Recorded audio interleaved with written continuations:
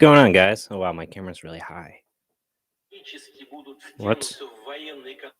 I don't know why my phone did that. So that's fun.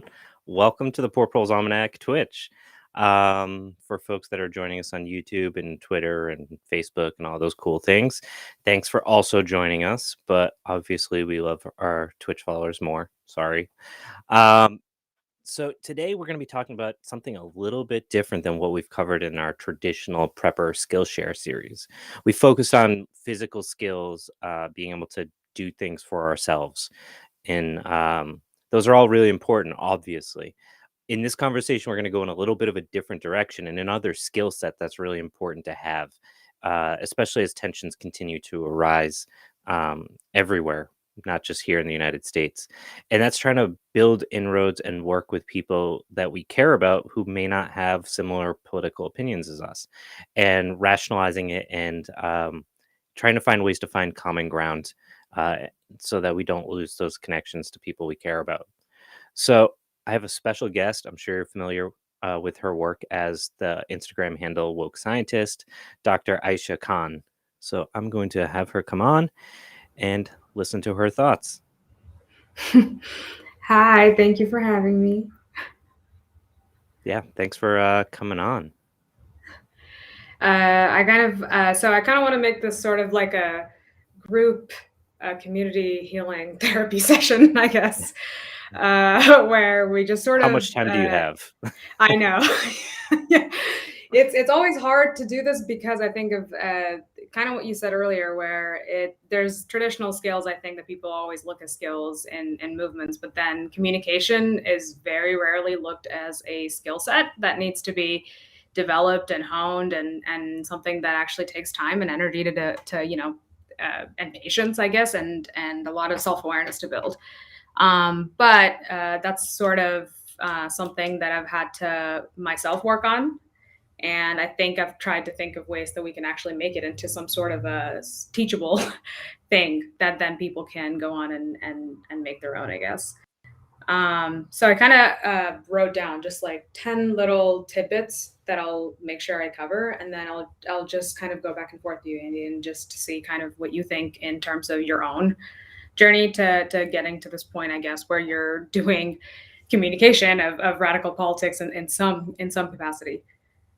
So in general, I think when we think about communication of radical politics, a lot of people maybe know this, but revolutions just have this historical cycle that we go through, and a good chunk of every cycle of revolution consists of a very long period of community engagement and education and decentralization of resources and knowledge, and so much time in history has just gone into educating people. And that essentially is the time that comes right before critical mass of some sort of is hit to when people are willing to take action. But I think we underestimate the value of like the bulk of that time that goes into revolutions. It really just is building solidarity with people, and all of that involves communication. Building solidarity with people involves literally meeting them where they're at, and a lot of times that involves us trying to relay things that they may not agree with. And a lot of times, I want to say, usually people just don't understand or are unaware of. I think the instinct is to say they don't agree with it, and they'll say they don't agree with it. But I think rarely do people even understand leftist politics before they say they disagree with them. Yeah, So I'd say that's pretty accurate. I my meta or example that I always go to around this is when I was a carpenter and I worked with a bunch of old boomer, very conservative union carpenters. And, it'd be the middle of winter and we're having coffee outside and they'd be bitching and moaning about how it's not cold like when they were a kid. Like kids today have it so easy. And like how they always had to like march through feet of snow to get to school every day. And there was snow on the ground from November to April. Like there was never a time between that period there wasn't snow. And I'd be like, yeah, that's called climate change. They're like, no, not that. I'm like, well, you agree, like you're telling me that the weather was once right, colder than is today, and that is by yeah, definition climate change. And they're like, no, no, no. And I'm like, all right, there's this very complicated, nuanced piece to this conversation that gets right. completely weaponized, and that's a huge part of it. No, but I think that's important. I think it takes two, right? Whenever there is something missing. I think we always tend to say that it's the person that quote unquote we call ignorant that is always consistently to blame when it comes to their lack of whatever they're not doing to be able to get to where they need to be. But I rarely think we examine, are we doing a good job of really relaying our political views, and are we doing a good job of embodying them in the first place so that we can actually show them in practice in daily life. And I think, of course, we know that this is just how the human brain functions, but when you know, pose certain words to people that trigger emotional reactivity of some sort, they kind of just shut down, right? And there really isn't a lot of logic and critical analysis that's going to go through. But I think that's why I always, like, essentially, I'll just kind of give like 10 pointers, I guess, that I've thought of when it comes to relaying things. And I think the first thing that, before you can even think that you're fit to communicate, I think it's thinking about, have you thought about and really question if you understand your beliefs. And I know it sounds like something that, like, of course I do. I people believe a lot of things with conviction, but I think a lot of us hide behind words and jargon and a lot of the lingo that we hear in a lot of these social spaces, right? That we want to feel like we belong in. And ultimately, when we ask ourselves, do we really understand what this theory, political theory, looks like in real life in practice?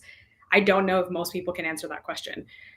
Yeah, I mean, I think it, you see the dichotomy of like theory versus praxis, and like this idea of you have to read theory to understand praxis, and it's a very complicated and nuanced argument that we try to paint in black and white. And um, the reality is that like we have to just go outside. Like it's that simple. We have to go outside and like go talk to people, and No, like exactly. Yeah. yeah, and it's just Like, like do something in real life, I guess. yeah, and like okay, I'm not saying don't read, but like Yeah. that's a very it's a specific choice for you, and like that doesn't Right. delineate who qualifies. If we believe in this idea of like a mass movement, then it's irrelevant whether like you don't need a qualifier if it's a mass movement. You can't have, exactly. You can't be like, here's a 300-page thing that you must read and understand and dissect, and then there's all these barriers you're automatically placing on their literacy and on their language and on their, so all these things that we claim to be so.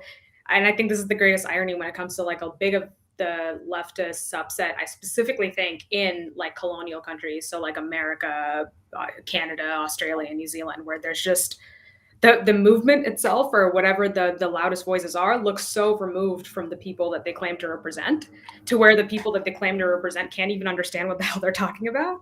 Yeah. Like, I, I, do you ever wonder, if you go talk to your grandma about your political views, if and I mean, that's supposedly who you're like doing this whole thing for, right? Like, would they be able to understand anything you're saying? Yeah, and that's like the thing I go back to when I start thinking about politics is like those old guys. Like, could I argue this like very nuanced theoretical point with the Hmm. language and like all of Hmm. this to those same people? And if the answer is no, and that's the average working class dude, then it's Yep. meaningless. And Exactly. And then it's like, if English is not their first language, right? And it's yeah, like, then you can keep going to like, what if they don't even understand some of these like super colonial concepts that we just presume everybody understands and knows? yeah, and then So, there's this whole layer of like ableism that's like yeah. inherent in it that we Hmm. don't do a very good job of acknowledging that like that is a reality for many people that the things we're talking about are outside of the capacity of what they can understand. And Right. that it's a complicated and nuanced subject matter, and that's why I think this conversation is so important. Hmm. Yeah. So okay. So like the first pointer, I think that I had to real and again, I'm gonna give these pointers in the kind of chronology that I arrived at in my own understanding of how to do this. And a lot of it was by being called out by different people, where I had to kind of step back and humble myself and realize that I was being an asshole and maybe not even doing the thing that I was doing for the right reasons, or coming at it from a very big savior angle. Let me teach you, let me help you, let me tell you what the right way is, as opposed to just actually building bridges and building community, right? So I think the first big pointer is trying to think of, like, when we talk about trying to trying to raise awareness or educate people, there seems to be an inherent power dynamic in how we currently frame that.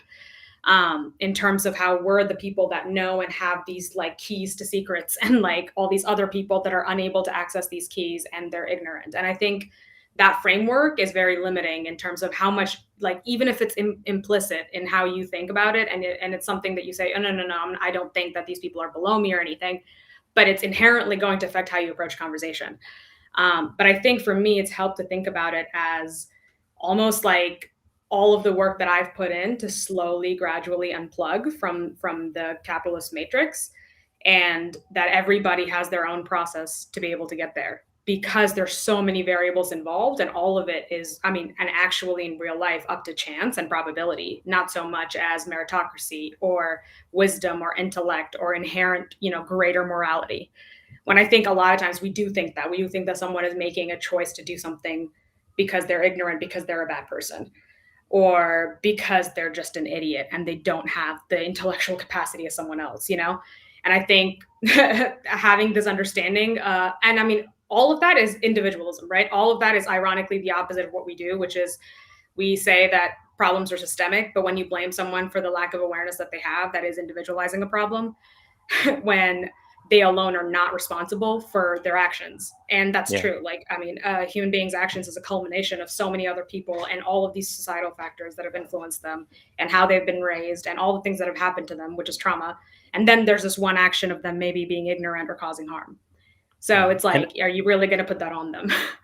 Yeah, and I think there's another layer to this too, where when we uh, engage in these conversations from that angle, we engage with this idea that we're at this static endpoint, that we Yep. finished Yep. growing, and Exactly. therefore Yep. we can look back and point and say, this is Hmm. how you get to where I am, an objectively right and appropriate Yep. and conclusive place. Yep. Yep. So I think that was going to be my second pointer, Oh, which sorry. is no, no, no, no, no. It's perfect. No, it's a good segue, which is a moral superiority complex that we come into these conversations with. And again, it goes back to the power dynamic. And basically, a lot of times, the reason that people, I think, don't even look at communication and focus on political communication as a skill set is because they think it's so innately something that they all have, because it's something that they've arrived to, and that is the end all be all of it, and therefore everybody just has it, right? As opposed to we have to work at it. It takes practice. And I think that's why it's important to, like, and the third thing I'll talk about is praxis. But I think coming in with that morality superiority complex, essentially that's neoliberalism, right? That's kind of the halfway point, I guess, to someone's journey to waking up, to where they get to this halfway point where they think they see everything and they think they know everything, and then they kind of use politics as just another social sphere to flex how much you know and how much better you are than other people, right? And it's sad because it's like this catch 22 of being in this capitalist hellscape, because it is individualism. It is centering yourself and being unaware of all of these social factors that influence who wakes up and who doesn't, and when they wake up and how they wake up, and thinking that somehow your journey has exempted you from all these other things, that, and also not realizing that if you knew something that you just learned that you didn't know yesterday, chances are there's a lot you're going to learn tomorrow that you're going to probably, like, knock yourself and say, damn it, I didn't know that, or damn it, I can't believe I kept doing that, right? And I think that's one thing that, like you said, the limitation of people thinking that this is just like this, you woke up, the answers to everything, as opposed to kind of a lifelong journey of, oh my god, oh my god, oh my god. And of course, I think there is a critical mass. I think in a person's individual journey, there is a point of getting to, I think, basic level of self-awareness, to where you realize how, and I think I call that just being able to, like I said, that's what I call as the unplugging, I guess, where you can at least acknowledge that everything you've been taught is probably not real. And you're entering the world now with an open mind, to where you're not clinging to dogma of any kind. And you're willing to evaluate whatever you're presented with a critical lens, and actually think about it, and actually then formulate an opinion based on being informed, as opposed to whatever you've been told to believe is the right way to think. And I think after that, though, there's complexity. And I think that's the hardest stuff, maybe getting to that point is like, going through a lot of shit in life, but then getting past that is acknowledging your own humility and your own blindsided, like we always have blind spots. Ironically, it's in our own learning. And that's why I think, so the third thing that I think is really important is doing this work in community. And I think that's why we say you can't really just, read a book at home, because that's when, again, it's you alone trying to acquire this knowledge independent in this vacuum, essentially, where there is no system of accountability. And this is where I think, for me, the fourth point that comes in is praxis. So praxis essentially is just how you're able to apply political views in your daily life and relationships. And for me, it helped to have abolition and anarchy as like political frameworks that focus and emphasize on this as the thing. And as the thing, I mean, a lot of times there are political strategies or ideas that focus so much on this future idealized society where things will be perfect, as opposed to trying to build liberation in a microcosm right now in your relationships. And sometimes people don't. I think that's the trouble that people have. Like, everyone on Instagram pretty much is talking about this hypothetical future where like capitalism won't exist and all of these things are going to just be there. And then they're talking to people with that kind of tone of, well, this is just how this future is going to work, as opposed to actively embodying those political values that they have now. And I think that takes so much reflection and time to sit with yourself and invest a lot of time, energy, and labor that goes into understanding, okay, if I believe in equity, what does that look like day to day? Like, what does that look like in every little interaction that I have with people in my life? What does that look like if I work at a job, and how I organize with my peers? What does that look like in my friendships and my intimate relationships? And I think rarely do people get to that point of questioning, because, again, once you get to that point, it's very uncomfortable, because chances are you're going to realize that you actually replicate a lot of these power structures that are out in the world in your daily life. And not because you just randomly decided to do that, but we're all socialized to do this. Yeah. And and I don't know, I mean, I don't know how your experience was with like finding, I guess, that point where you're like, okay, wait, I do this all the time and I need to figure out how to do better just with the people I know. Oh, I'm still terrible at it. It's fine. I'm fully aware of that. Um, I I'm it's very personal, but like I'm an only child, and like I was basically feral growing up. My parents were just they were very immigrant, and were like just hands Yeah. off. Like, we'll see you at dinner, and Yep. like that's fine and all. It's part of why I am who I am, but also like it means I'm not very good at not being in charge, because I'm so used Yep. to being able to do those things myself, and like Yep. reflecting and trying to take my hands off of things, so to speak, Mhm. is Mhm. a really big challenge. And Mhm. I'm aware of it, and I know it's a flaw, but and I guess that's like half the battle, is like acknowledging that you have these shortcomings and that you're not perfect. Which, if Instagram has taught us anything, if you're not perfect, you're a terrible person. So you know, Exactly. so like trying to get through those layers of the internet, and also trying to be like a pragmatic human under like this Yes. capitalist system that Yes. drives every decision we make and the way we reflect on ourselves. Yep. I'll take acknowledging my shortfalls as a small win. But Yeah. I'd also like to bring up with this idea that you're talking about, of like um, being the change you wish to see in the world, or whatever term you want to use for it. Um, that like Okay, so I'm gonna pick like a very contentious topic, and that's like COVID vaccines.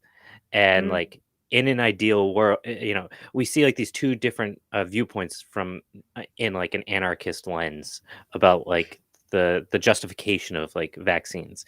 The first Mhm. being like it's you should, because it's a communal good, and then you have Mhm. this other side that's like, but that's coercion. And like there's like this really like ugly underwriting for some of it, that's like around this idea of naturalism, and like, it's big pharma, should we be trusting big Mhm. pharma, and like all Mhm. all these really complicated questions. And it fall like a lot of people use anarchist praxis to or anarchist theory to Yes. justify Yes. Yeah. whichever side it is that they want to be on without like Yes. acknowledging like we live under a capitalist system. Like Yes. a lot of those rules don't really apply. Don't Like we apply. Exactly. yeah. Yeah. And like Well, I think and you pointed out like the I think all of that. I mean, you can use any political theory and any name and any whatever to justify whatever you want, right? You could use religion, basically, yeah. you could use any ideology to justify your actions.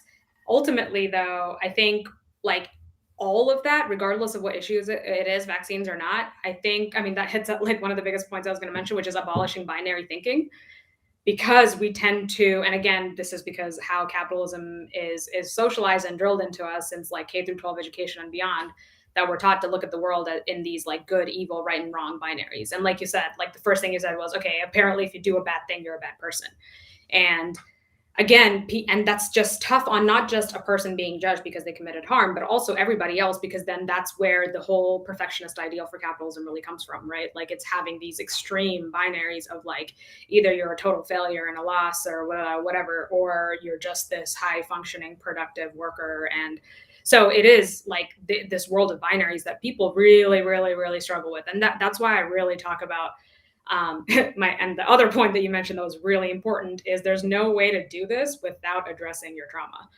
And I think people massively underestimate, for example, the whole world of resolving your trauma and working on yourself and doing the like, and I know I want to like have all these gimmicks about like, self-love and self-care and like not the neoliberal, like individualist lens, but it's impossible for you to really build in community if you're not aware of how many limitations you have to begin with and how we need people for that reason to be the ones calling us out, but also being there to support us and catch us when we fall.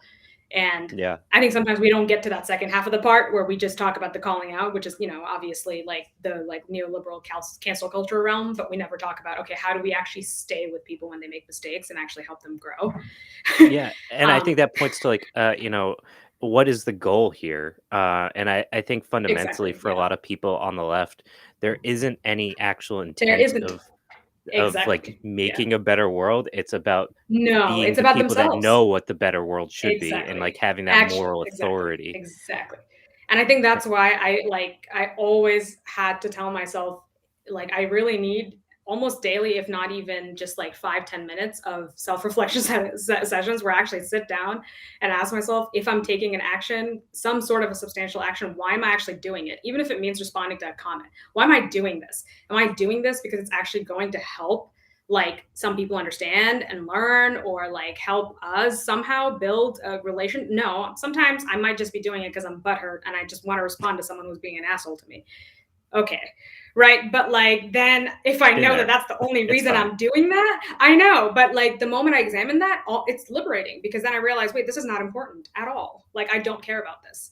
But I think rarely do people do that. I think rarely do people, and this goes back to why trauma, like just work in general and actually building self-awareness is important because I don't think most people are self-aware about why they do the things they do, period.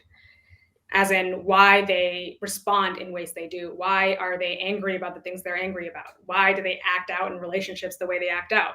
Like, I don't think most people examine that. And I think the moment you start to examine your political motivations, I mean, that literally looks like if you're reposting something, why are you reposting it? Like, why are you actually reposting it? Do you think this is something that's going to actually be really very helpful and substantial and helping towards some movement or goal? Or are you just trying to be like, oh my God, I know about what's going on in the news and I think I'm like, Yeah, and I'm hip. that explains a lot of the cyclical sensationalist trends, right? Especially around police brutality and things like that. So I think rarely, and I think this goes back to also and I'm not saying that when I say people do this, that's with the context that it's something that's a result of the environment that we live in. And we live in this sort of pressure cooker where all of us are having different trauma responses and ultimately just projecting on everybody and usually lacking self-awareness until something happens to where we're just like, oh my God, like what is going on with my life and why do I do the things we do? And all of that, I think, like I said, comes down to like, are you spending time on focusing on how you can actually take the theories that you believe in and put it into action in your day to day? And I think some people, like, I mean, we can give like really simple examples based on like, for example, with anarchy, like a popular example is like relationship anarchy, and you can actually apply the idea of like non-hierarchical equitable equitable dynamics in your daily life and actually have relationships that are equally important and not just have like your romantic relationship on a pyramid. So but people really undervalue how important that is, as opposed to like posting about some sort of a event or posting about some political theory and think that that's really that much more important. And I think almost it's like at the end of the day, maybe we don't understand the like infrastructure of how revolutions really are a culmination of like a community waking up, right? Yeah. And Yeah. if a And I community needs to wake up, that's like individual relationships need to be waking up first. So relationships are like the the molecular atoms that yeah, make it's up like the the community. groundswell. Right, right. Yeah. So it's the individual threads that connect each other, that like the actual networks, that is solidarity, like what's keeping us together. And I Yeah, think and sometimes people don't even reduce it to that like kind of simple level. yeah, and I think like what's interesting is you brought up this idea of the binary and then like this self-reflection, and self-reflection can't happen when that binary exists because of the fact that Yeah, like in acknowledging that you're not perfect and your objective opinions aren't objective, um, exactly. that you if you're not good, then you or if you're not perfect, then you must be bad, which is like what that cancel culture really perpetuates is like this Right. And I necessity for perfection that doesn't exist. and I mean, ironically, prisons and police are the epitome of cancel culture, right? Like, I mean, isn't that what we're it's funny because all of these things are fundamentally against the entire movement that we're trying to like do, right? So when we're talking about abolishing the idea of punishing people and exiling them from society and throwing them aside because of this harm that they committed in context of whatever environment they're in, that includes like your daily relationships, right? So I think that's why I go back to both, I think, abolition and anarchy in different ways, but together, because abolition, just as a historical movement, has focused so much on not just, okay, what are the systems of oppression that we need to abolish, but what are the cultural values that make these systems possible. So when we're talking about carceral systems, for example, like police and prisons, we're talking about the culture of punishment that we all propagate in our relationships. So something as simple as how schooling and education is set up to be a very punitive environment for children, to how we are in our own relationships, where we actually often reduce people to being bad people for just genuinely making mistakes, and are equally, like you said, harsh on ourselves. And this is this is something that's probably, I don't know, not contentious necessarily, but like any sort of oppression, whether it's like a microcosm or on a macro scale, and whether it's like interpersonal harm or on a larger level, it's never good on the person receiving harm or on the person doing harm. As in, like, there's a huge toll that it takes on both sides, right? Yeah. And something as simple as like something like patriarchy and the toll it takes on men that are just like killing themselves at rates higher than anybody else, right? Oppression isn't exactly something that's so beneficial to the person that's on the other end of the power dynamic either, if you really look at the longer scale. Yeah, it's kind of So Hegelian the way to think of it like that. yeah, yeah. And I mean, I almost think of it as it's kind of like at the end of the day, all oppression, and I think this is where anarchy comes in, because anarchy focuses so much on abolishing power dynamics and power structures and hierarchies, and that includes hierarchies that a lot of times we have in relationships, right? Whether that's a parent-child dynamic or a sibling dynamic, or even like some sort of ageism.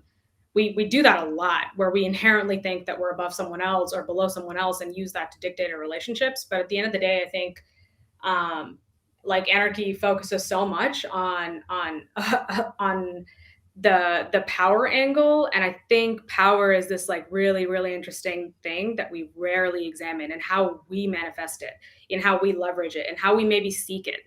And it's okay, right? Because this is again the society that we live in. We've been kind of conditioned to seek power, Yeah. and then bring capitalism in. Basically, what that looks like in our neoliberal world is we constantly seek validation, and want some sort of like self-centered attention. And I think this is why we live in a world where people have increasingly narcissistic traits, because it's kind of primed to be like that, right? We're taught to compete against each other since we were in school, and basically taught to be in relationship with our peers while knowing that everything that we do kind of aspires to our success and their inherent failure as a result.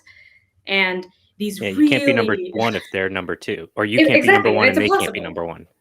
Exactly, it's impossible. So it sets you up in these impossible scenarios where somehow you have to contend with the fact that you really, really love and care about your friends, but getting this particular job or getting this award or getting into this college inherently means so many people you care about probably will not.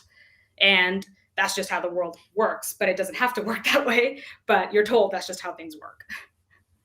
Yeah, absolutely. It's and then it comes back to this idea of if we live in this society, how do we balance the pragmatism of living in this society and Yep. these ideals that we have, and that Yeah. that That's enjambment hard. is just like I think reinforce and perpetuates a lot of the mental health issues that are just like Yes. spiraling. Yes.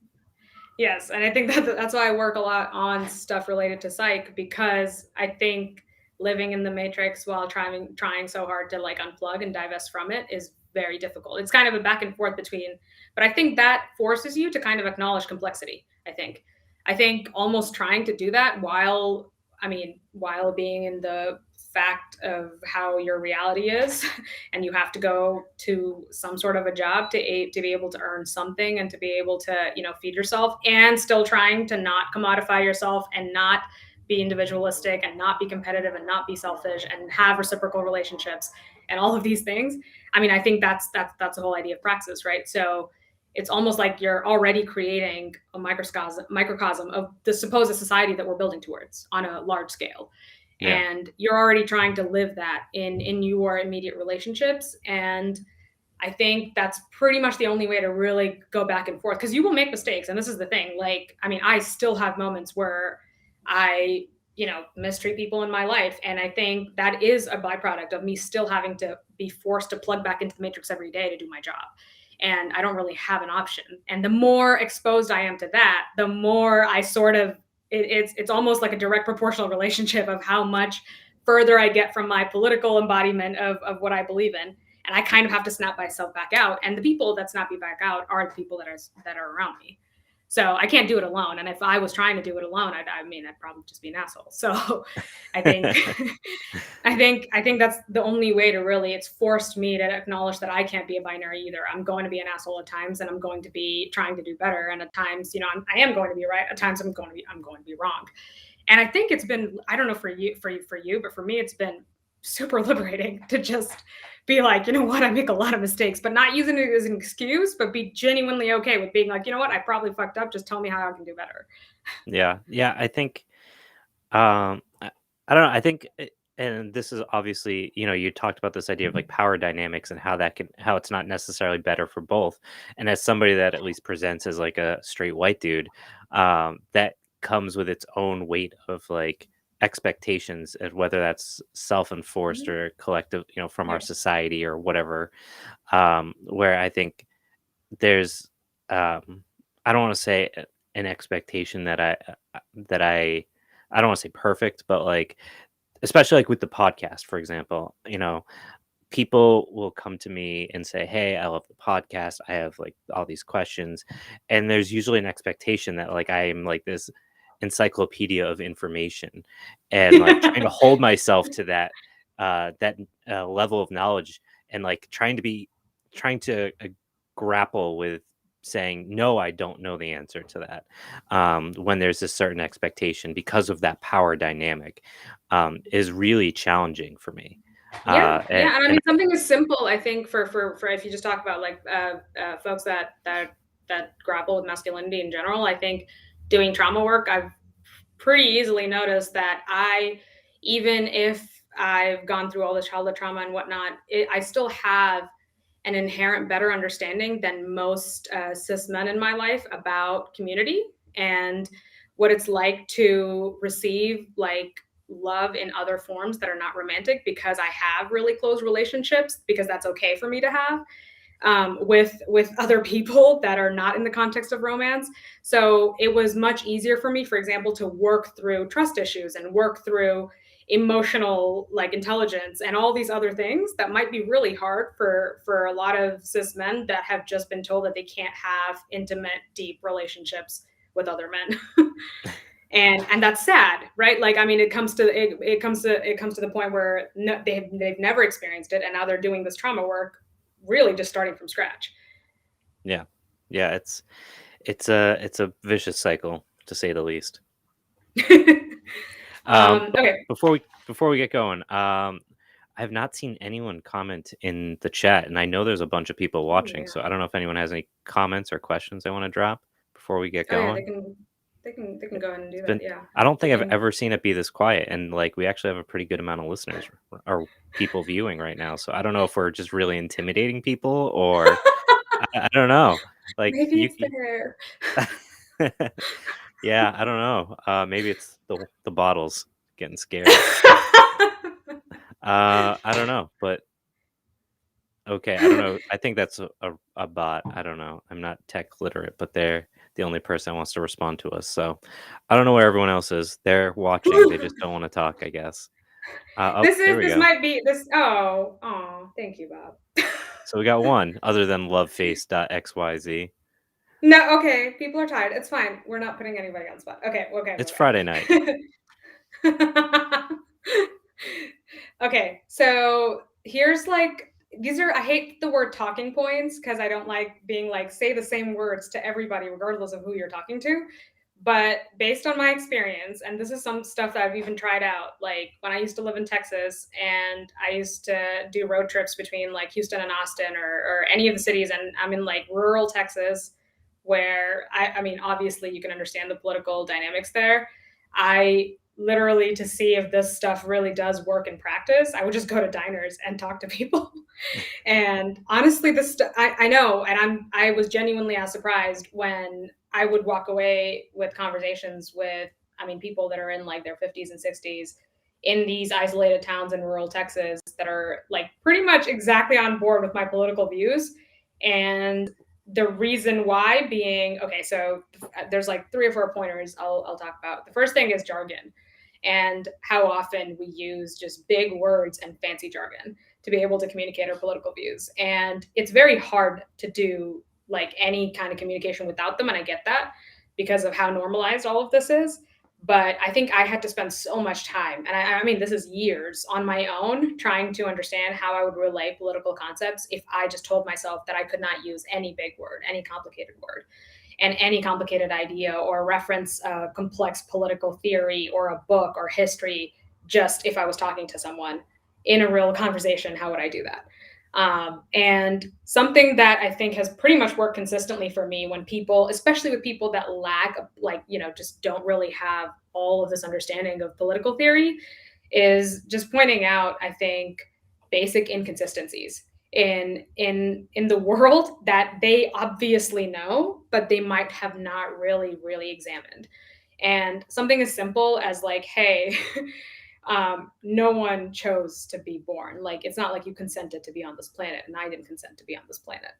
And it's not like you chose the identities you were assigned at birth or the social status that you were born into. It was all just probability and luck. And pointing that out at the like early end of the conversation basically just set up a scenario where they were more comfortable understanding that I wouldn't be coming from a perspective of like identity politics or I know more than you, because I was just saying this is all just chance. Like literally why you are where you are and where I am, that's all chance, and I get that. So I'm not going to tell you that there's something inherently at play about me that makes me better than you. And I think even being able to get through to really conservative people by just saying, hey, no one chose to be born, it's kind of really messed up that you don't have the right to life. And once you're born and forced into this planet without your consent, you're basically told that you do not have a guaranteed right to survive and that you're going to have to earn that right. That's really dehumanizing. And it's really sad that you have to do that, and almost meeting them where they're at from that point on and actually talking to them and learning about their experiences. I think that was something that was huge, because once I understood my politics to that level, to where I could talk about it in that simplicity, where I could tell them how I'm able to apply it in my daily life, if I was able to actually listen and understand their problems, it was so easy for me to connect everything back to capitalism, for example. And it's not hard at all to do that, right? Like, I mean, Yeah. but rarely do we actually listen to the person that we're quote unquote trying to inform and actually ask them, like, tell me about what's hurting you. Like, where's your pain coming from? And maybe I can like not just relate to that and just to do it for as a means to an end, but maybe we can actually talk about what that pain is rooted in. Yeah, and I think to examine further on that piece of the conversation. I find when we talk about capitalism, people don't really know what that means. And I think Yes. that's a really important part is like, well, Yes. first off, what do you think capital like the thing I that I don't find use that word. Like, yeah, I literally don't even use the word capitalism. Like I said, I just point out that it's kind of fucked up that you don't have the right to live and that you have to earn food, water, shelter, and healthcare. yeah, and like so like if we talk about capitalism, like, all right, what's the difference between capitalism and just a marketplace that exists? And like I know most anarchists are not in support of markets, and that's like fine. But there is market like anarchist theory. Like it's a very old fundamental part of like where anarchy came from. And just breaking the the illusion that the marketplace and capitalism are the same thing, that cooperatives can exist like one way that I've seen really some really good success with people that are like, well, I get like why it sounds good in theory, but I don't think it would work in practice. And I'd be like, all right, the CEO at your company, what does he do? What do the shareholders do? What would change if those people were not there? And most Yeah, people would say yeah. the I company think is pointing better. out social And they're like, constructs. exactly, like the company is Yeah. better because they're not there. And that's Yeah. such an So I think, important I mean, moving slowly from like, okay, how is your life? Like, I think I start from a very simple level and start with pointing out what's real. Like, hey, you're real, I'm real. Like, this is real. This conversation between you and I is real. And like our relationships that we have with our respective loved ones is real. Like, whatever you do in terms of like however you eat and however you live is real. But then I start pointing out inconsistencies about like, is the market real? Like, is money real? Like, do we have to work like this and have so much of the fruits of our labor that don't go to us to function and survive? Like, did you really deserve the world you were born into? And I think then talking about a lot of times, especially because I'm talking about like conservative like farmers in the middle of rural Texas, then it's like it's super easy for me to explain like why a lot of the sources of their pain is capitalism, right? Even though they are so, and I think these are all like, it helps me to have the political theory and understanding to be able to relay that to them. But I think ultimately I wouldn't have even needed that if I was able to just listen and have that conversation. yeah. And I think pointing out something as simple as I've even gotten to the point where I've pointed out, okay, there, and this is where anarchy helps, I think, where we talk about, okay, power, but how does power manifest when there's hierarchies? How are hierarchies made when there's stuff that's made up that divides people? Right. So I'm just like, dude, like all of these things, like race, like this is just something that was made up that can put people into boxes. And then that way they're fighting each other. They're so busy and they're not focused on fighting the thing that's like, stepping on both their necks. So I think speaking about all the things that are not real basically sets off cognitive dissonance. And of course it matters who you're talking to, right? And I think this is why I talk about like the whole not going in with the savior complex, because then you might even have a ton of unproductive conversations. And I don't mean that anybody is like just worth discarding, but what I mean is people are at different stages of their own awareness and their own understanding of the world. And some people are open and are like a lot of people that I notice have just never been talked to, right? And they have their own biases, which I think in a lot of times are right about people that quote unquote come from the city and come from a certain educational background and come with certain university degrees and how they are elitist. And I think all of that is actually correct. So, and that's what made me realize how good of a job do we actually do to meet people that we're supposedly serving, which is quote unquote the working class, right? Um, Yeah, despite so I, canceling all of them. yeah, exactly. Despite just saying they're all a bunch of ignorant, blah blah blah. So it's, I think it got me to pretty much understand that there's going to be people that are open and there's going to be people that are not, and that's not to say that they're not going to be open at some point in the future, but it's not some kind of quote unquote like woke man's burden that you need to carry, right? um Yeah. like like I this like that is term with like, the woke man's burden. I know. Like it's like, but I think it's important to actually, I like saying that because it triggers this discomfort in people with the analogy to the white man's burden. But that is what a superiority complex does, right? Just because you're using a shield of leftist politics does not mean you're not capable of harming people because you think you're so much better than them. And and I think that's why it's so important to go in knowing that, okay, maybe if someone's not there yet, that's okay. That doesn't mean you're giving up on them, especially if this is a loved one that you care about, right? It doesn't mean you're giving up on them if you're not shoving your political views down their throat. You can just embody them.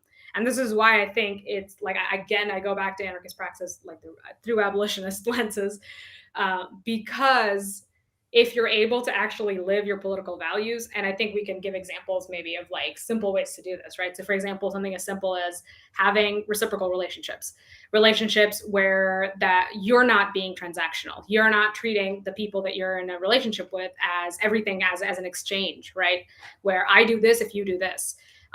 Where you're trying to actually invest in your close relationships and strengthen them and build them within the political views that you hold. I think that's really been the most impactful for me in terms of how family members that are quote unquote conservative, right, or hold a certain set of views have transformed in terms of how they think just by watching me. And then I'll be like, okay, the reason I do this is because this is an embodiment of this political view that I believe in, right? An example being mutual aid, for example. Yeah, I was thinking about like as you were talking about this, like we're trying to do this outreach. Um, you know, I was reading the comments and thinking about my own family, who outside of my parents are pretty right wing conservatives, despite being immigrants, which is like this the who also Yeah. have Yeah. questionable status in the country. It's just like this weird Yeah. dynamic of like where their sense of whiteness No, supersedes but like I don't even think that's a white thing, right? Like that's I mean, there's a lot of conservative views in like immigrant communities from all over. And I think that is it comes back to that I mean, survival mode, right? The capitalism throws us into this like fight or flight. And I do think there's levels and there's a certain level of privilege maybe that we have to be able to even work on our trauma and to be able to think and reflect on our political views and to have all these conversations, maybe because we have the safety and the comfort to some extent to be able to do that, right? yeah. And but so as I was saying, with this, one of the comments talking about like Texas, and like when there was the Hmm. freeze, and there Yeah. was like unfortunately a lot of people saying like, okay, whatever, like they brought this upon themselves. Um, I think about like my family members and like that they're not bad people because they're conservatives, and we No. paint them as bad people because they're conservatives or right wing or whatever. And we have so much in common in so many different ways, like you're talking about, like this idea that um if you talk at this, about the subjects that people care about, they are willing to Mhm. engage in a conversation. Like if you And break it down without the yeah, political big words and jargon and yeah, like most rural people will tell you, like some corporation has fucked this community. Like that is yes. not that Yep. is, Yep. a story that is as old as America. Yep. And there's every single conservative can tell you a story, especially like a boomer who saw like their town get basically sold to Amazon or Walmart or whatever, And and they can ironically, in identify that. small towns, like in small rural towns and in any kind of small town, I, as an immigrant who like came here, like, much later on in my life at like 17, I felt more comfortable in those towns sometimes when I've had relationships, like a friend lives there and I know their family and stuff, because they tend to be more collectivist. And Yeah, they tend to be more community oriented. Like everybody knows everybody, everybody has relationships with everybody to a certain extent. So much so than like cities where I actually like big neoliberal cities like LA or New York, where I feel way more out of place. yeah, I would believe that because again, we talk about this idea of like the left, we need to build these communities, and the right has them in a lot of ways, especially very Yeah. conservative areas because of the fact of like Yes. churches. Yeah. And like Yes. as a non-religious person, like we have to grapple with that reality that they have this Yep. thing that brings them together within a small community that we don't. Like the town I live in is like 7,000 people, and I don't know anyone that's an anarchist in this And town. they have certain like structures that we talk about, right? Like they know the person that's responsible for setting up their food supply. They know the person that's responsible for setting up their healthcare clinics. They personally know these people and they have these equitable relationships with them. It's somewhat of a horizontal structure. And I mean, it's kind of yeah. It makes you think of. I mean, all of this goes back to neoliberalism, right? And ultimately, and I think I felt that with Texas being brought up. I think I felt that when I moved from Los Angeles to Texas after college, and I think I got all of the like, ha ha ha, you're moving to like whatever. And it's ironic because I'm like, well, the South is where like it's the South. Like that's where stuff happened, y'all. Like, I mean, I just Yeah. don't understand why people are like, ew, the South, let's run away from the South to like the coasts. But I'm like, but this is where like the issues are, This is right? where Like this is where supposedly. people need people. Like, this is where the Yeah, change is exactly. going to This is where happen. movements are. This is where most of the people like still are. So, I mean, there is, and I think all of that just goes back to neoliberalism, right? And ultimately, the reason that people do that is not because they don't understand things, but because politics is a social scene. And that's what neoliberalism is. It's all a social scene, either when elections comes around and you want to be blue versus red, or if it's time to make fun of a certain state because it's, oh my God, ha ha ha, I'm so cool because I'm on this side, right? And that's all it's about. Yeah. And I think that's why it goes back to: are you approaching conversations with people that you love from a set from compassion and empathy and actually caring about whether they live or die, or are you going into it just because you think you're better than them? Yeah. And you get like, by winning an argument, you get a little kick of, oh my God, this makes me feel a tad bit better about myself today because capitalism treats me like shit, which is right. But do you need to use, other people and a win over them to be able to make yourself feel better, when probably relating with them and feeling like you share experiences and bonding will probably make you feel way more better and supported? Yeah, I agree. And all this swings back to like I always think of like Thanksgiving, like the whenever Thanksgiving comes around, and then we see like these posts about people talking about like, don't you don't have to go spend Thanksgiving with your family, and deal with your racist uncle. And like for some people that have like a Yeah, very I found that complicated so story, that's weird. okay. But also Yeah, like I'm how not are talking about like abuse or like, that's yeah, one thing. But like, I always say this to like just the neoliberal, I guess, and it's not just white, it's just neoliberals in general that say this. And I'm like, if you're not working on your people, who is? Because I mean, those people are deciding the fate of a lot of people, right? So supposedly, like, if you're not responsible for your community, who is? Like, who's doing that work? yeah, yeah. Why are you And it's dumping the work ironic of your because own family on other people? exactly, on other people, but not just that. A lot of those people that say, "Oh, I won't talk to my conservative family members and we'll never see them on Thanksgiving or whatever," they're in our movements then, right? Like trying to, and this is ironic because I think people forget that racism is a white problem, right? Like patriarchy is a male problem. So like then you need to be on your side, on your corner, on your doorstep, talking to your people if that in under that logic, right? Not in our movements here because we got this. Like we need people doing that work. Yeah, and again, and that all circles back to this bigger conversation of like, all right, if you're arguing for the opportunity for a universal working class movement across the country, or even in your community, that means the working class, including the people you don't like, and what are just Yeah. just disengaging with them isn't a solution to the fact that you don't agree with them. That's not enough. Yeah, and I mean, there's going, and all of this is complexity, right? Like all of this is not going to be a boundary. All of this is going to involve, and that's why I say so much of this involves you working on yourself, right? There's sure engaging with other people is like one tiny piece of the puzzle, but a lot of the work comes with awakening yourself, working on dismantling the mental and social cages that you have that have probably prevented your growth, and then basically knowing how to take care of yourself in the context of community, surrounding yourself with support systems, and then you can engage and not burn yourself out, right? Because you will have people that still uplift you. So it's so important to do all this work in context of that, and that's why I say this in context of applying these views in your own life, because that means you have these safety nets, that you have someone to come home to, you have people to talk to that do understand what you're going through and that do understand your struggles, and you're not just out there with like I don't know like a bible just like doing things and coming home alone and sad and broken, right? Like that's really not sustainable either. um but I think that context is really important. I think maybe that's something that people forget. We talk about accountability a lot, but rarely do we say, what does that actually look like in life? And that Yeah. really just looks like being surrounded by people that care about you all the time, who can, who love you and support you and are there with you through your highs, but also will call your bullshit out, but also then stay as you're making up for it and learning. Yeah, no, I agree. Accountability is a very weaponized word in modern leftist discourse.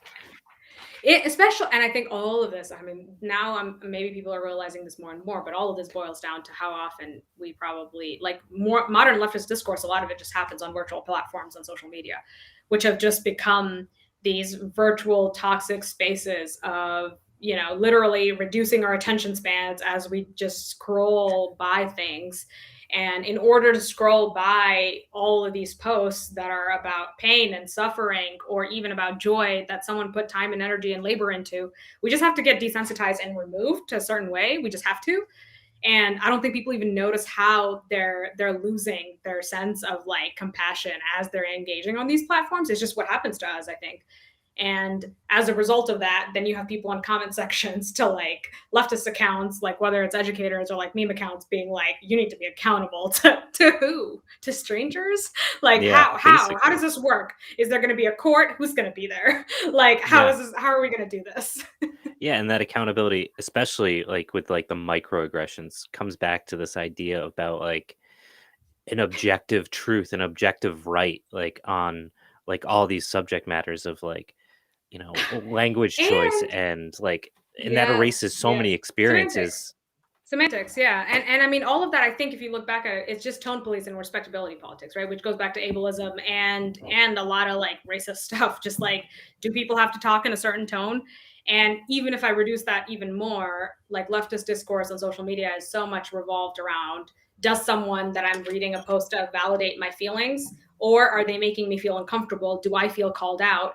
If so, then I'm triggered. It raises all this emotional reactivity, and then I'm going to have a knee jerk reaction, which probably will be insulting them in the comments. Right. And I mean, that's really just the left. Yeah, that's um, basically it. and then we just keep going. Right. It's like, is it a circle jerk or is it not? So Yeah. it's, It's so destructive. Like I think about all of the different movements we've seen like come and go on the left, and it's like, oh, you've yes. got this thing that's happening, and then it just like eats itself before it ever makes any like meaningful change. And Yeah, it's and if because you of think like the about why internet it eats component. itself, exactly. It is Yeah. because so much of it is calling people out behind the comfort of a screen and being emboldened to say whatever you want, where you're so dehumanized, right, and desensitized to the humanity of of this person, and forgetting almost that you've probably committed these same mistakes at some point. And ultimately, that's why I say, like, if you're not self-reflecting, if you're not building self-awareness, if you're not thinking about your trauma, that's where all of that reactivity comes from, because something triggers, oh, like basically someone feels like if the view that they're holding in the post opposes their personal view, that means for some reason, like you said, you're a bad person, that you're wrong, all of you is wrong, right, that your existence is not valid. And all of this is just trauma. And if you're working on yourself to add some complex, which is honestly being kinder to yourself and not thinking that you have to be right or moral or good to not be evil, then maybe you're just going to be kinder to other people. Yeah. Yeah. It's a mess, and that's why it's important to get off the internet every once in a while. Yes. Yes. And I can't wait for there to be more decentralized platforms where we can just do this without it being as like trigger happy toxic. Just like scroll, scroll, scroll. Yeah. Yeah. I would really want like it's amazing. I don't know if the internet like will look back in 50 years and say like social media was a good or a bad thing. And Oh no, I mean, and now yeah, we're seeing all these like documentaries, right? Like The Social Dilemma, or like I think there's one on Hulu that talks about us living in a simulation. yeah, um, but I mean, all of those are focused on social media and how these algorithms drive, like literally drive divide and conquer strategy of colonialism, which is like drive people to be in their own echo chambers while making the people that they supposedly have differing opinions with seem less and less human, like literally less and less human, to where you just basically like look at them as a caricature of some like animalistic sort, right? Like that's how people look at people they disagree with now on social media, which is just like actually terrifying, that they've taken out their like inherent humanity and that they go through pain and they have a lot of things that they have to teach you too, probably. And then you're just like, this is just someone that's an enemy, right? And the other. yeah. Yeah, I think about like if you go on Facebook on like your local news article and you see like the like little old ladies like that write like these like extremely like poorly spelled comments that like are just like mean, and it's just it's so weird, and like it speaks to the It fact is that weird, and it makes you think about what's happening to us. But then if you think about it, and of course, like I think the pandemic has made everything exponentially worse because a big component of like on the other end, if you're being driven by algorithms, you're being fed exactly what you want to hear, and everybody else is made to seem like an enemy. Then at the same time, the pandemic made it so much harder for you to build in life relationships, and yeah, you're not talking to your fucking neighbors. And that's like, it's just, I don't know, it's just creating this like extreme binary, right? Like a yeah, real life binary, which I mean just looks like, I guess, some sort of war. yeah, it's a scary time, and I don't know, as long as COVID exists, I don't know what the solution really is to try to build those inroads in, I Well, guess, I like think a people doing the work they need to do, and I think that's why I now focus so much on like relationships and like the microcosm, the small scale of what community is, because it's so difficult when you like are now living in such an unpredictable world where you don't really know where you're going to have these big community spaces and stuff. But you do know to some extent you're going to see these people that you care about or have some sustained contact with them. And I think that's really it's still possible to build that critical mass that you need for a revolution, I think, if you're really focusing on strengthening your immediate relationships. so I so if you want to talk about revolution, I've got a hot take for you. I envision revolution in our lifetime, if it were to happen, to basically be when people just stop paying attention to the government. It's not going to be like Oh yeah, a s- yeah. a violent revolution. It's going to be like No, people just no, no, basically no, stop no. giving a shit and just do their own thing. Yeah, and I mean, I think of it even in the scope of like, to some extent, things are happening now, right? Like I think like the level of like collective consciousness and self awareness that we have is still way different than we did, even 10 years ago. But I think it is going to be one. I mean, I'm not unrealistic about there being some sort of like global upheaval, right? It Yeah. is going to be something that is systematic, is going to be geographically very different depending on the unique like needs of a region. And at the same time, it's probably just going to look like region by region to some extent. Yeah, having more autonomy and more sense of like community self-sufficiency, right? And strong, and like that's why I talk so much about these immediate relationships being important, because immediate relationships being important means strong relationships, which means stronger communities, and stronger communities are more self-sufficient. And ultimately I think that's the revolution, right? The more self-sufficient you are and the more you're able to protect yourself and provide for yourself and take care of yourself, I think that ultimately makes the government just obsolete. Yeah, and that would be like the sweetest way to like basically say fuck off to the government, is to just stop paying attention to it and just be like, we don't need you. And I think between climate change and like the economy clearly falling apart, as we're seeing with like inflation right now, like there's going to get to a point where the government doesn't have the resources to deal with quite literal fires No, across yeah, the country, and this yeah. balkanization where they no longer have power in certain places will kind of recede, and people just kind of And we have continue living on. 7.3 years, I think, like approximately something like that, that most studies have said, which is like about when how long we have to drastically change the fate of like capitalism to be able to do anything about mass extinctions that are going to happen. So I think, I mean, that's like tomorrow. Yeah, So basically. so I mean, yeah, I think within our lifetime we will see certain, I know a lot of people say, I think, I mean, if anything, if we're trying to see something more dramatic, I think maybe that's Gen Z. I think that's going to be a lot more direct upheaval of systems. But I think, yeah, we're going to see essentially it's going to be so normalized to not actually give a shit about the government and just to become more and more self-sufficient ultimately. Yeah, and to do that, you need to build these relationships like that. Mhm. That can't happen without building the Yep. community within your community, and that doesn't mean your internet community. That means the people that Nope. live on your street, and regardless of their take on, whatever the soup du jour is on leftist like identity politics. Yeah, Um, no, I mean, I don't even know if people think about that. I don't know if people even ask themselves, like people that hold those views that, okay, we're right. Me and my like homies, like, leftist, like whatever tanky homies are right. And we're just going to do our thing in this corner and yeah, all ignore three of all our us. family and Yeah, friends. Yeah, all three of us, and ignore all our family and friends and everybody that opposes my views and unfollow all these accounts that disagree with me and then shit on everybody else. And if, I mean, like, I just don't know where that like timeline is going. So how exactly me is this better world going to be built? Like, or is all these other people you don't care about, are they dead? Like, how does this work? Yeah, Because at like you, some you start. point they're going to be involved, right? Like they're going to have to be looped in, or are you just killing them all off? Like, Yeah, so I just, and yeah, I don't know what the realism there is. yeah, and like I think some of them really genuinely believe they're gonna like gulag like their uncles, and I'm like, you guys I do are. think I have realized that some people genuinely believe that that is what's going to happen. And I'm like, okay, man. Yeah, I'm like, Like, all if right, you think you're going to take down oppression by building more oppression, like, good luck. yeah, yeah, and that's not even touching like the psychological aspects of like going through that practice and like No, there. and ironically, the cycle of centuries and centuries of, I mean, the one thing we've learned is if we keep the systems intact and just change out the individuals and the figureheads and call it different things, it's not going to change.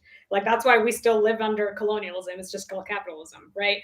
And I mean, so that's why I'm like, if you just want to build another hierarchy where you're on top, not this guy, Yeah, I mean, again, chances are that's not going to be how it works. yeah, and I just it kills me because I'm just like, you have to learn to talk to people who don't agree with you, and you have to learn to find common ground with them because they're not bad people just because you disagree. Even if it's something that is a very personal issue, like, sexuality or whatever, like Whatever it is, yeah. people have come But I from think different histories that have caused them to be exactly, who they are. and I think that's where, like, decolonized stuff has helped me understand more. For example, even when it comes to, like, gender, sexuality, things like that, that are generally very Western centric, right? Like, the obsession with, like, identity, right? And the individualism of, like, this is everything that I own and, like, who I am. And how, for example, something as simple as, like, I never had a coming out, right? I just did not understand what that was or why that needed to happen, because I just come from a collectivist culture where I am just what I am, and the people that will love me will just continue to love me if I am. And who am I coming out for? Like to what? Out of which closet? Like, I just didn't understand any of these concepts until, like, I came to America, and I was like, why are people doing this? Right? Yeah, But then and I now understood, it's. like, all of this is like left individualism at the end of the day. Yeah, it is, and, like, I think it's getting, like, accelerated, like, with the younger generations now that I can call myself old. Like, you go on like, it's a commodification of identity for young leftists, and, like, it's much easier to engage in vague talks about, like, politics when it's steeped in, like, identity because you can talk about your own personal experiences and all these things. Exactly. So you'll Because you see, can like, on. say that you're an expert on your own experience, right? Which you are. Exactly, and But that's how much valid, value do you but really put on that, right? But and yeah, I love how the just these catchphrases like your feelings are valid. Like, if we say everything is valid, is anything valid? Like, yeah. So if your feelings are valid, then what about, like, the people you don't disagree with? Like, if somebody says, exactly. like, really transphobic shit, are their feelings also valid? Because you can't just say some people's Exactly. feelings are valid. Like, it's Yep. so much more complicated than the echo chamber tries to present it, and I know, and that's why neoliberalism just like shoots. It's like everybody's shooting themselves in the foot. Like, every time they make these identity-based talking points, I'm just like, you could just switch out these identities, put like things that you don't like in that place, and you would be livid. But yeah, it's the same exactly. argument. Yeah. So if the infrastructure is the same, then it's the infrastructure that's the problem, Yep.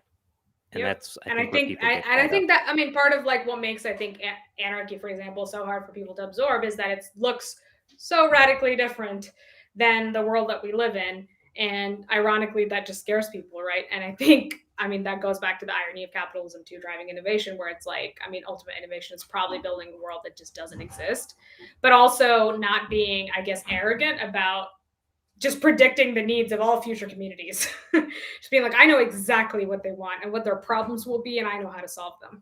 Just like, I have no fucking idea. I mean, I can't even envision the world we live in today. There's no way I could have imagined what this world is going to look like, not just in terms of the pandemic, but social media and all these other factors, machine learning algorithms, like 5 years ago, right? Yeah. Like, and so much of that is like important to understand in order to understand how, like, what people's needs are today. Yeah. So, Yeah, like, it's. how we'll possibly know that tomorrow, I don't know. Which is why I'm just like, the best you can do is probably just take out the systems that didn't work and build something that's adaptable to people's needs. Yeah.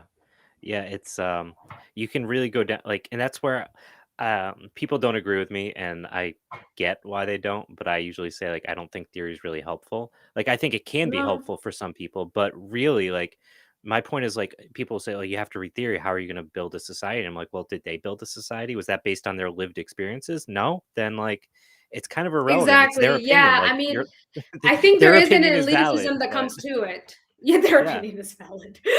Yeah, I mean, But I think it comes with an inherent like some level of elitism because I think a lot of people throughout history have built extremely equitable, small scale, right, local societies without having read theory just because they cared and they talked to people. yeah, So at the end of I the think day, I'm talking just to your like, neighbor is more important than reading theory. absolutely, exactly. Like, I still think like rather than reading political theory, even if it's a neighbor you don't agree with, actually forging bonds and actually coming from a place of self awareness and humility to some extent, and like being like very cognizant of like why am I doing what I'm doing. Like if you just ask yourself that much every day, you can go a long way, a longer way, I think, than reading theory, right? Like, I mean, constantly asking yourself, why am I doing what I'm doing? And am I really trying to build a tad bit of a better world? And I think then maybe for the nuances, theory can help, but it doesn't have to be necessary for anybody, I think. Yeah, I would agree. Um, yeah. So did we get through all your points by the way? I think so. Yeah. I think we kind of like zigzag through them. And I think the order was different, but I think we got through everything. Awesome. Yeah, this was really fun. Does anyone have any other questions out there? So yeah. And if you do, you can just probably like interact with us on outside of Yeah. this. Yeah, we're also both on Instagram and hopefully you Yeah. guys are following both of us. If you're not, I highly recommend going to follow her page because woke scientist is a really great handle and let me find it. And you do I a lot of actually like fun info stuff. story, I actually got that from, like, from a neoliberal, like, insulting me and being like, "You think you're woke? You're like you think you're a woke scientist?" And actually, like, making fun of me, and I was like, "Wait, that's a really good handle, it's funny." Yeah. So you post a lot of really cool stuff. So I definitely would recommend going to follow. And I actually just recently you posted in your story like a dialogue with somebody else, like just being mad at you after like agreeing with you. And that's like I felt that in my Yeah, soul because I've had that like same conversation where somebody will agree with everything I say and then they'll be like, I love yeah, you. but I No, fuck disagreed with you, go this to one hell. thing. Yeah. Like I've had people like unsubscribe from our Patreon because I'm like, you were so vested in what we were doing, but you didn't like this one thing I said. Like you're like, Yep. this is we need this for the future, but you said a thing I didn't agree with, so I guess we don't need it for the future. It's just like it's such a wild like again, the internet is just a fucking Man. wild I place. mean, and It I just think blows all of me this away. again is like capitalism and just social media reducing our patience to where it's like little to none, to where we're like, nope. Because it's so Yeah. easy to say nope, right? But saying no to me to my face, say that to my face. That's what I always think with social media. I'm like, the shit you talk, say it to my face. Not because it will get in a fight, but because you'll feel bad because I'm not a shitty person. Yeah, basically. And like further, it has this like weird like one of us vibes, like one of us. Like we have to have the exact same opinions, and that's like that flies in the face of like anarchist thought of like part of anarchy is that not everyone should be an anarchist. Diversity. Like Yeah. and that's the thing that like scares people the most is when you're like literally the point is that we don't agree on everything and that's Yeah. like I'm just okay like, and it's good. fine that you disagree. It's okay. They're Yeah, like, like what? I hate yeah. you. And I'm like, "Good, you should, like, someone should." Like, I'm happy people hate me. Someone's gotta hate me. But, yeah, so we got one question here. I guess like Uh, really quick answer to that. I mean, therapy, yes, like 10 years worth of it. I don't think like therapy, the scope that it's built in is, I mean, there's all sorts of, nothing is binary, right? Like there's all these like issues with colonial psychiatry and stuff. But if you do find a therapist that is like radical and is compassionate and is someone that you get along with and can work with, then it's just one accountability mechanism. I think it's just a way for you to re-examine your own biases, your own past, things that have happened to you that might cause you to have a biased perception of the world where you're painting the world in binaries, and then slowly dismantle that in like a safe space and do that, I guess, in order to be able to actually show up for the people you love. Yeah, as for me, I've never been to therapy. My wife thinks that I'm broken because she's like, "I don't understand why you like are so stable given like your very complicated and fucked up childhood." But Oh, I I'm mean, that was me until like 2 years ago, and then I did like really intense trauma work, and I'm now just a shit show. Yeah, but you know what? I'm glad I did it. I was very stable up until 2 years ago. yeah, so how many years do I have left, or am I like way over expired at this point? No, I think, I mean, this is something that like I think it's not a like start and finish. I think to some extent you have different ways of doing the process of therapy, right? Like if you have like a group of people that you talk to. But at the end of the day, I think therapists are people that can specifically serve that need without burdening other people in your life because, then that's where anarchy comes in. You have to like decentralize your resources and decentralize your support system. So, but ultimately, I think for people, given the current structure of capitalism, if you have access to it, then it is an easy accountability mechanism to make sure you're keeping yourself in check, but always keep your critical thinking because not everything that the system says is correct. So it just helps you hold yourself accountable. Yeah. Yeah, so there's no stigma for therapy. But not something I've done. So, uh anyone else, or are we good? Give people like 30 seconds and we can banter more about how much we hate the internet. Okay, Yeah, we got another I feel question. about them. I mean, I again, same thing as everything. I don't know how well science has been communicated to them. I think in general the medical community does a shit job. So, I mean, I think also I wouldn't blame the medical community. I think the government in general does a shit job of giving resources to the medical community, and the medical community therefore does a shit job. So, And now I got a question for you, actually, to kind of build on that. Do you think that's a design flaw or a feature of the system? I think both. I think it's meant to be like that by design, right? I think all of these systems are like the systems that we deal with today, like the modern healthcare system, like all of medicine and biomedical research. It is still the original. The framework itself is like the original colonial capitalist framework that was built. So it's built with like inherent power dynamics and inherent emphasis on degrees and inherent emphasis on like who's right and who's wrong, right? And just people, for example, blindly just listening to like whoever has these degrees without expecting any kind of autonomy and communication and agency, right? And I think all of these colonial practices go into the system. So, like I always say this about science, but science and medicine are just tools, right? And they can be used to do a lot of harm.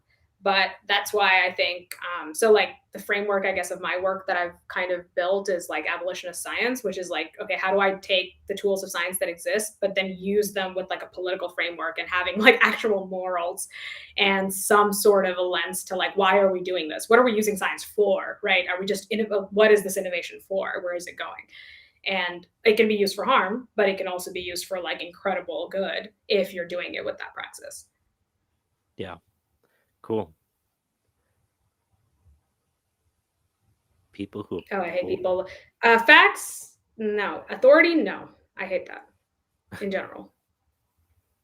even authority in terms of knowledge, like in terms of That can be like, very complicated, but I still think it's not a binary. Yeah, I think if it's just relying on just like, oh, this person has this degree without any actual breaking down of like, oh, and here's a substance to go with it that actually explains whatever without jargon. But if it's just like, oh, just believe this person because they have this very advanced degree from this fancy university, no. cool. All right. Well, I think we have fleshed out this topic pretty well. Uh, Aisha, this has been fantastic. It was lots of fun. Definitely want to have you back on so we can Yeah. bitch about other shit. So we can shit talk. Yeah, basically, like this is like an opportunity for us to vent about the internet, being internet people. Like I never wanted to be on the internet, but here I am anyway. So Yeah, I now we know. can. We're like, we hate it. We all Oh, it's hate terrible. Don't follow me. Make me it. make me delete the page, please. But yeah, Yeah, so this if was you guys awesome. Thanks y'all for being here and for being here this late.